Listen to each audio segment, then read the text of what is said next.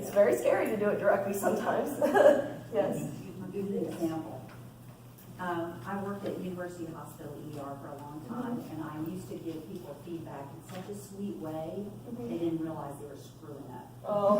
And then they'd almost, get in trouble for what they were supposed to be doing. So I learned very quickly, it was better to be really direct and make sure that people understood exactly what was expected of them, so that I didn't put them in a position where they're going to get close to either failing in their task or losing their job or something, because I was too nice. Yes. That's a problem. So it didn't take me long to cut out the sweetie part and get right down to It's like a diet. You got to cut out the sugar, right? And I think that's been one of the biggest challenges also for women, is the fact that the moment that you become a little bit possibly too direct, or just being what a normal boss would be like, you're considered a bitch. Yeah, exactly. And you're bossy. This is Yeah, very you true. know. Talk about that. And so there is that, that challenge there between male and female.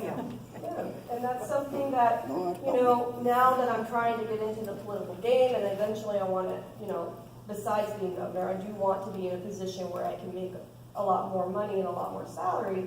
And those questions appear in my mind quite frequently. And when those questions appear, I go to my mentor, and then I go back to Ignite, and I say, this is what I learned from a prestigious kind of woman, and this is what she said. And obviously there's different viewpoints on exactly how everything should be done.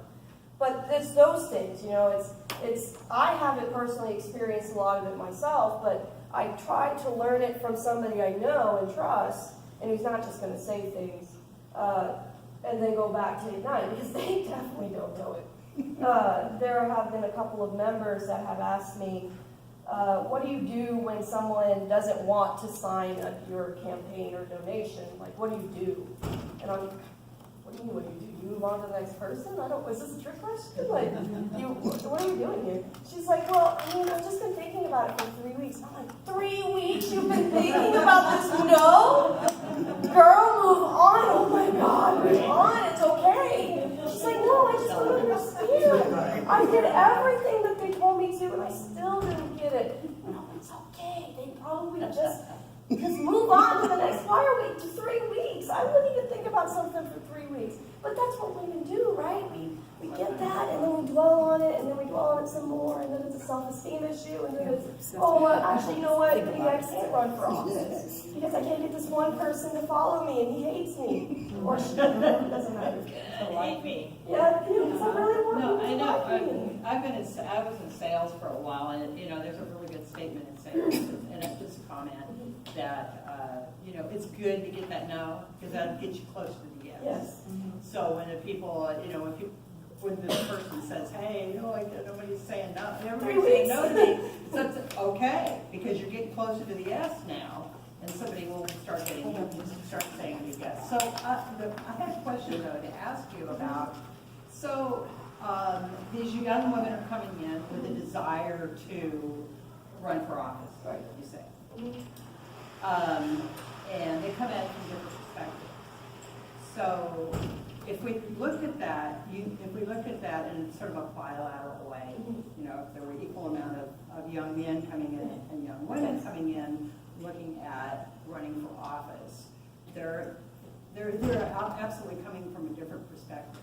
So what I think as a young woman, I'm just trying to remember that 9,000 years ago, right, when I was young, and running for my first office, which was senator for the student government. That's right. Yes, that's good. Junior college, Albany, Oregon. Yeah. Hey, So we're Palo talking Alto College right here.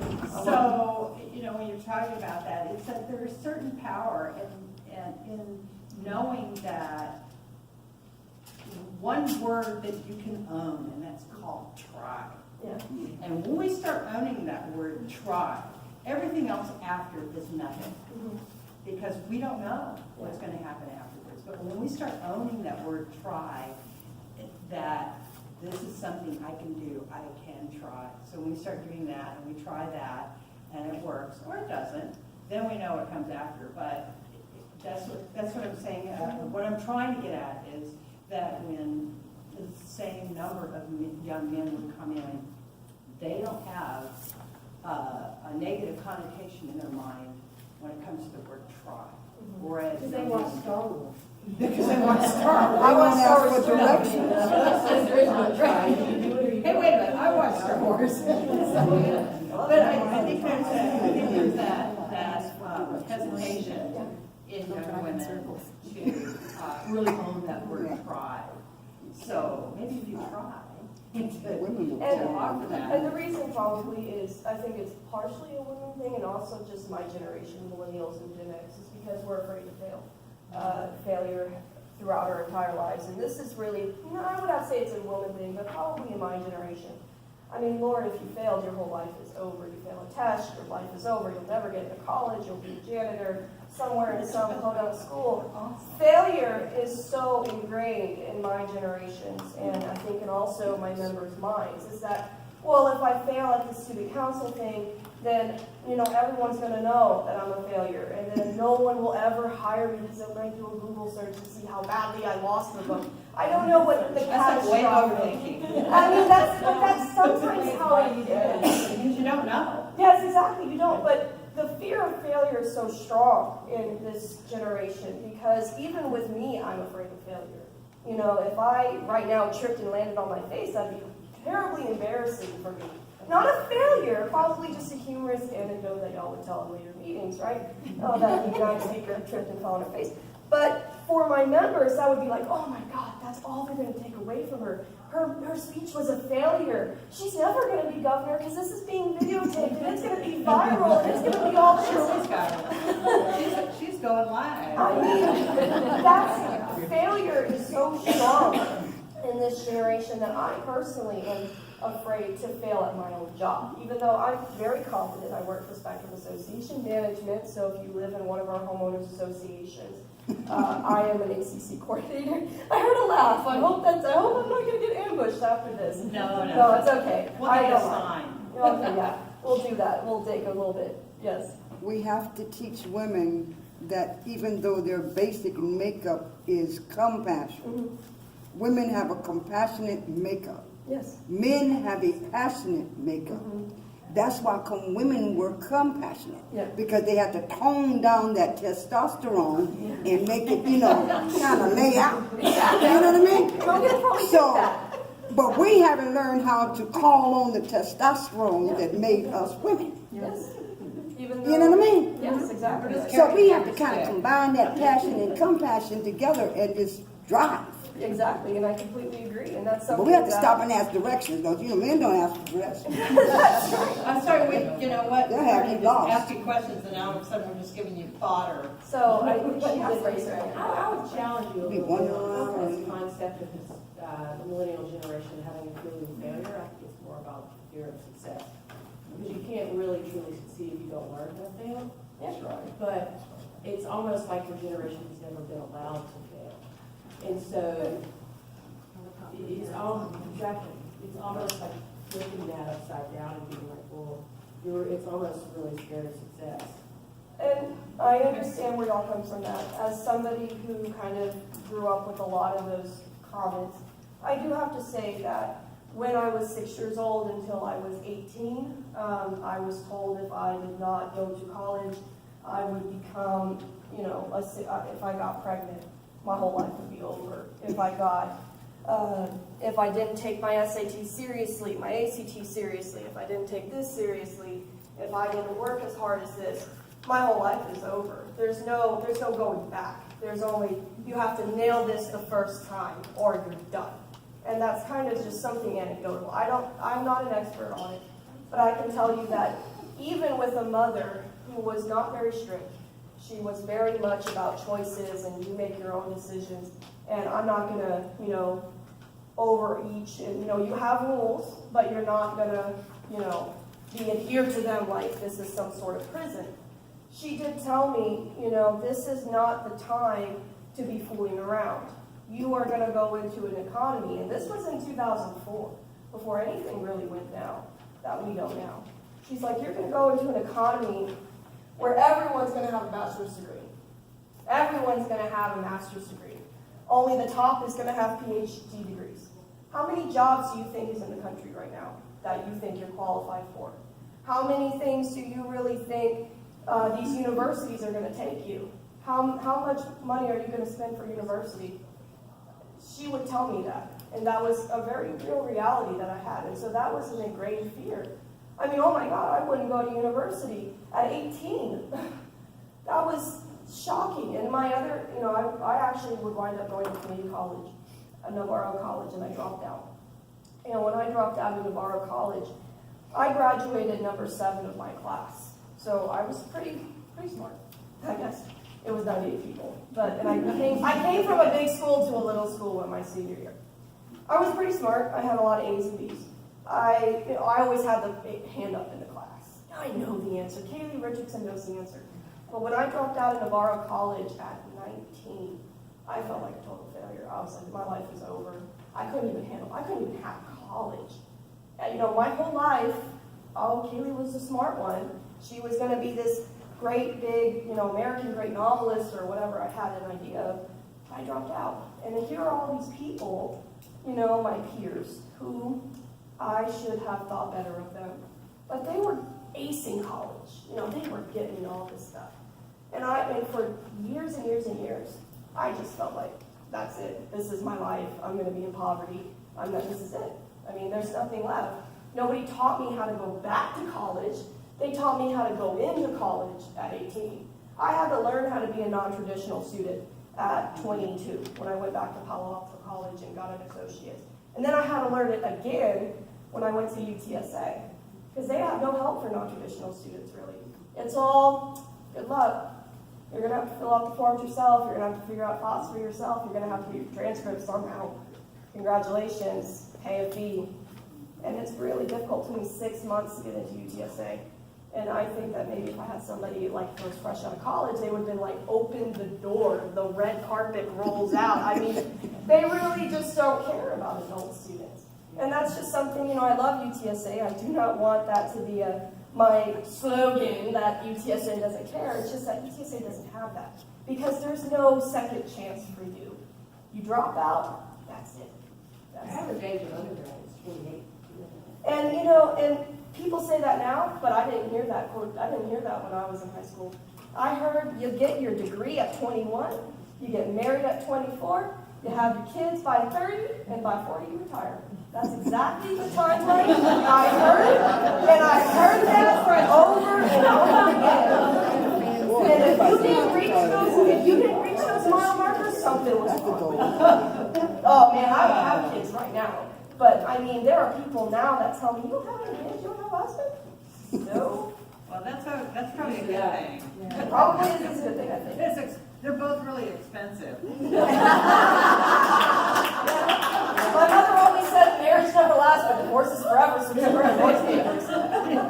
But that's just something that, my mother's full of those quotes. If you ever get a chance to meet her, I would welcome it because she loves meeting new people and she loves having these kinds of conversations. But yeah, it's a very interesting perspective on that whole thing. I respectfully offer my own opinion. I do not know if that is the truth for everybody else, but that's just how I was raised, was that I was afraid of failure, and I still am. And my members are still kind of afraid of failure because to them it's like one shot, you're out. This isn't even a baseball game where we get to 3 strikes. Well, gosh, we're like super happy to kind of share all of our failures with you. Yes, I mean, and we're still standing. Just get up. And with that, this meeting was a failure. But look at what happened, right? So I know that I kind of went off on a big old tangent here. But are there any other questions or any other comments from me? Any other perspectives of the millennial kind of life this future governor might have running for a campaign? Well, it would be great for us if we could sort of exchange and communicate to it. I could pick your brain. Of course, I would love that. And I would love it if y'all met the other executive officers, Kay Romaschauer, Maria Frick, a couple of other ones, because they would also be much more interested as well, because they themselves have aspirations. I believe Maria wants to work for a nonprofit. She wants to run a nonprofit. Kay wants to run for judge. Maybe. Can't remember exactly what she wants to do. I know it's something in the law department. She wants to be an elected judge. That's one of her things that she wants to do. So yeah, I would totally welcome, just an exchange of a question like that, or a question like, how do you think feminism is in your modern day society? Because I have a lot of people ask me that question too. And the other question that I get all the time is, how does Ignite benefit men? Because that's the number one question I get all the time. Well, who cares about that? And my members have asked me that question more than anything else I have ever done. And they said, well, I give this presentation in class, because I asked them to do like 2-minute presentation to bolster recruitment. And one guy always raises his hand, and he's like, well, how does it help men? And I always tell them, I say, look, feminism means equality of both genders, right? So you don't have to say, you don't need to come, or, oh, whatever. You say, you're part of the conversation. So yeah, be there for the conversation. Join Ignite so you can be there for the feminist conversation. Because that's all it is. We want equality between both genders. We're not looking for misandry. That's not the point. So that is the number one question I get all the time is, and I just say, feminism is equality of both genders. And men have to be there for the conversation. So I actually do have male members of Ignite who have joined the chapter. Lovely guys. They're very, very excited for this fall semester. But that was the one quote that got them in though.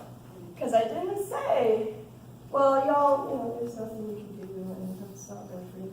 They're there for the conversation. They're there to hear it out, to listen, to understand what's going on, and then how to help. And then in turn, how we help you. I think that's a fair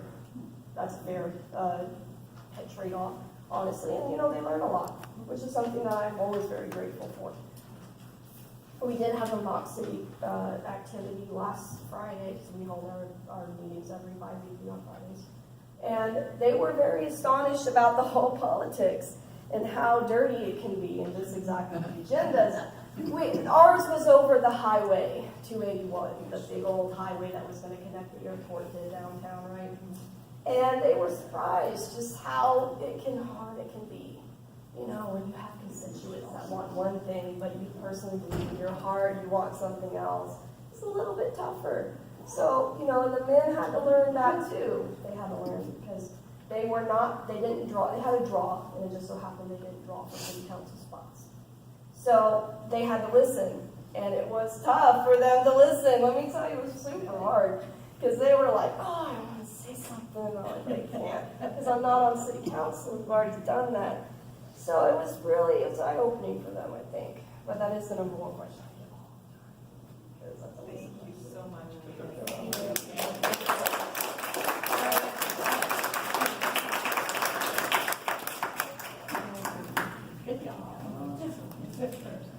Yep. How was that shape?